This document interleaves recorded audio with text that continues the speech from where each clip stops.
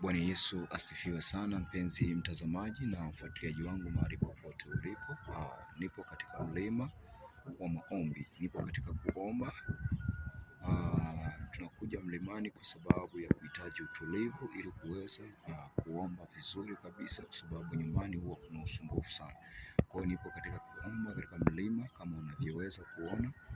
Mahali popote pale ninakuombea na ninakutamkia mambo yako yakafunguke na yaanze kwenda katika jina la Yesu Kristo. Naitwa Pastor Yohana, mtoto wa nabii wa matamko ama mtu chuma.